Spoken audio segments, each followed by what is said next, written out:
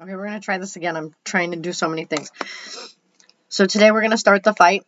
This is a replacement for 13 Reasons Why. A lot lighter, but still focuses on what we as a society should probably be paying more attention to as we watch our kids grow and come into age. So I do like this. I had started to record something and I accidentally hit stop instead of pause because I'm a dingbat sometimes. I'm also very tired. Truthfully, my son is home from school today. Last night he had an earache and he did not go to sleep. I was up until 5 a.m. He decided he wanted to get up at that point and try to eat something. He asked for Tylenol. Not something my kid does. Very odd. Um, so he passed out on the couch a little while ago and I just got him into his own bed. He says his ear doesn't hurt as much, and it's not red or hot, but that mom in me, I'm thinking, okay, well, what is it? And while I'm letting him sleep, I am also keeping the doctor on hold because I really want to make sure this does not turn into an ear infection. So I am extremely tired, but I feel like that adds character to some of my, kids' books. Maybe not so much in this one, but I think it'll kind of help me stay a little bit lighter. I did notice, and somebody else pointed out as well, that during 13 Reasons, my tone had shifted because I knew what the book was about. And so, in fairness, I was taking on the heaviness of what the book was and transferring it into what I was doing. I don't want to do that. And this one isn't so bad on that heaviness, but it still emphasizes the importance of the message that we should be getting across, that we can always come to one another when there's an issue, and somebody should always be there to help. And that's kind of the whole point of what I want these books to be. But, for educational and literary purposes, I also want people to say, hey, I read that book, it was good, or I listened to that book, however you want to say that. I don't hold it against anybody. So, without further ado, I have my new glasses on my head because I've lost my other pair somewhere here. And I say new, but really what I mean is these are my bathroom glasses. Yes, you heard me right. I have bathroom glasses. It's okay. You can make jokes. I'm okay with that. So here we go. The Fight. And this is Elizabeth Carey, I believe. If that's not the right name, somebody let me know, please. Just leave it in the comments. So The Fight. It says in the very front, for all who have ever felt different and defenseless. So, if you feel that way, here we go. We're going to go on a journey. Chapter 1. I'm really sorry. Before I say this word, I want everybody to know, and I will leave it in the front of the very beginning, that there is offensive language in this. And I will not change the word. I'm sorry. I know that might be offensive and hard for some people to take in and swallow, but it is necessary in the contents of this book. I do not hold any of this as my idealisms. That's going to be a no for me. But I don't want to take away from the work the author put into this and the realisticness of what our kids and friends and family put up with every day. So I want to make sure I keep this as authentic as possible. But that's a pre-warning right now. If you have a problem with those words, I'm going to leave the warning. You can unclick. You can skip ahead by about 10 seconds. Okay? So chapter 1. Faggot. I heard the word at the same time I heard the clang of metal. I was coming around the corner, rushing to get to English before the bell. I saw Jay pushing someone against a locker. Faggot, but you like it, he said, and reached down, I think, to grab the guy's crotch. I gasped. Jay looked at me, and I saw that it was Dominic. He was on. Bet you want some too, Jay said to me. Then Mrs. Weller stepped out of the classroom, about to close the door. My brain wasn't moving fast enough to even understand what was happening. Everybody get to class, Miss Weller said sharply. The bell's about to ring. She jerked her head towards the classroom from me. The bell made its horrible noise. I obeyed without thinking. My eyes stayed on Dominic, crumpled against the lockers. I totally expected Mrs. Weller to step out into the hall and deal with Jay. I thought that get to class was for me, like for confidentiality reasons, or whatever it is that teachers are always trying to get rid of everyone else when someone's getting in trouble. But she followed me into the room. The door shut behind her. Dominic and Jay were alone in the hall. My feet kept moving to my desk in the front row. I slid into my seat. I couldn't believe it. It must have shown on my face. What's wrong? My friend Jenny whispered, leaning across the aisle. Take out your papers and pass them to the front, Mrs. Weller said from her desk. We're starting a new unit today. I shook my head at Jenny. Not now. I dug into my book, looking for my papers. My hands were shaking. Jenny kept staring at me.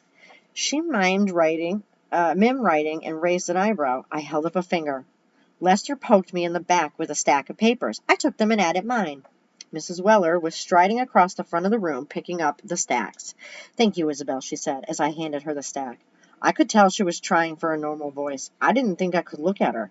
At the last minute, we locked eyes. It took my breath away like always. She had the most beautiful eyes ever. At the same time, I couldn't read her expression.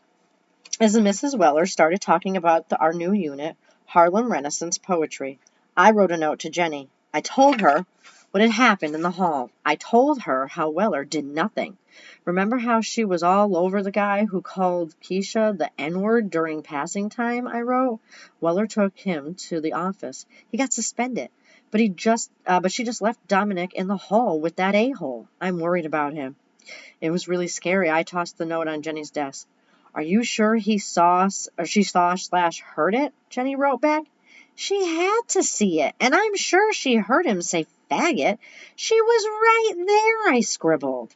Jenny thought a minute before writing back. I'm sorry, Bella. Sucks, especially since you love Wells so much. Dom's probably okay, though, I read. I hate this school, I wrote back. I cannot wait to be done with Southside High forever. Chapter 2. When I got home from school, my brother Mateo was home for the weekend, probably more to see his friends than us, his family. Kids, cook, my mom announced. I'm going to yoga. Use that half an onion in the fridge and whatever else you want. Let's eat at 6.